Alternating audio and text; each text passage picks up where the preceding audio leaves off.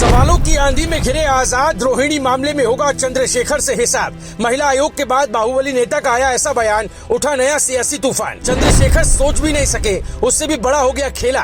रोहिणी के सवालों पर योगी सरकार ने घेरा। सोशल मीडिया पर लग गई आरोपों की बौछार, मच गया हाहाकार। प्रयागराज के करछना के बाद अब दोहरी मुश्किलों में फंसे आजाद।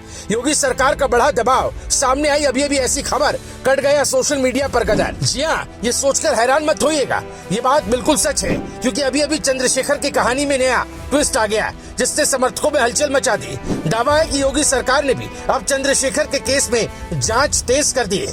इतना ही नहीं, खुद बीजेपी के दिग्गज नेता ब्रिजभूषण ने बड़ी बात बोल दी, जिसने लखनऊ से दिल्ली तक सियासी भूचाल ला दिया, जो आगे आपको बताएंगे। लेकिन उससे पहले ये जान लीजिए कि चंद्रशेखर और रोहिणी के रिश्तों को लेकर बड़ा खुलासा जो हुआ है, जिसे जानकर आप भी दंग रह जाएंगे। दरअसल इन दिनों सोशल मीडिया और सियासत में चंद्रशेखर खूब चर्चा में, जिसकी वजह उन पर लगे गंभीर आरोप जो रोहिणी ने लगाए, जिसने स्विट्जरलैंड से लेकर दिल्ली तक हंगामा खड़ा कर दिया।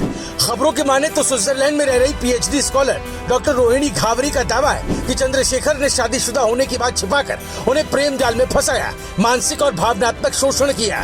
रोहिणी ने सिर्फ अपने लिए नहीं, बल्कि उन तमाम लड़कियों के लिए आवाज उठाई जो अब सामने आकर कह रही है उन्हें भी चंद्रशेखर ने राजनीतिक कवर के बीच बर्बाद किया। रोहिणी का दावा है कि चंद्रशेखर उन्हें 50-50 हजार के गिफ्ट, जूते, जैकेट और महंगे तोहफे दिया करते थे ताकि रिश्ता बना रहे, लेकिन असलियत एक छलावा थी। आपको बता दें, रोहिणी घावरी ने अभी तक एफआईआर दर्ज नहीं कराई, लेकिन उन्होंने प्रधानमंत्री और राष्ट्रीय महिला आयोग से न्याय की अपील की, जिस पर अब महिला आयोग ने भी जांच तेज कर दी है। खबर है कि महिला आयोग ने नोटिस दिया है और चंद्रशेखर के सांसदी पर भी खतरा मंडरा रहा है, क्योंकि ये लड़ाई अब सोशल मीडिया से निकलकर संसद के गलियारों तक पहुंच चुकी है। हालांकि चंद्रशेखर कहते हैं कि वो अदालत का सम्मान करते हैं, लेकिन अदालत में जब मामला आएगा तब देखा जाएगा। अभी तो पब्लिक कोर्ट में उनकी नैतिकता की परीक्षा चल रही। वहीं इस बीच कुश्ती संघ के पूर्व अध्यक्ष ब्रिजभूषण शरण सिंह ने तीखा हमला बोला। उन्होंने कहा कि जब मुझ पर आरोप लगे तो चंद्रशेखर मुझे खींच ले जाने की बात कर रहे थे।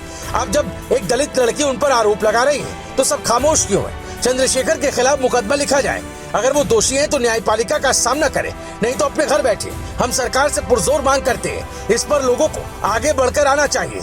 अगर मुकदमा नहीं लिखा गया तो तूफान खड़ा हो जाएगा। ब्रिजभूषण का ये बयान चंद्रशेखर की नैतिकता की जमीन को हिला रहा है, क्योंकि अब चंद्रशेखर खुद उसी कटघरे में खड़े जहां वो दूसरों को ले जाते थे। अब इस पूरे मामले की गूंज संसद से सड़क तक सुनाई दे रही। जिस चंद्रशेखर को लोग दलितों की आवाज कहते थे, आज उन्हीं पर उनकी ही बिरादरी की बेटी ने भरोसा तोड़ने का आरोप लगाया। अब मामला सिर्फ व्यक्तिगत नहीं, राजनीतिक और सामाजिक साख का बन चुका है। सवाल बड़ा है, क्या चंद्रशेखर कानून और नैतिकता की कसौटी पर खड़े उतरेंगे, या फिर ये मामला उनके राजनीतिक भविष्य को झकझोर देगा?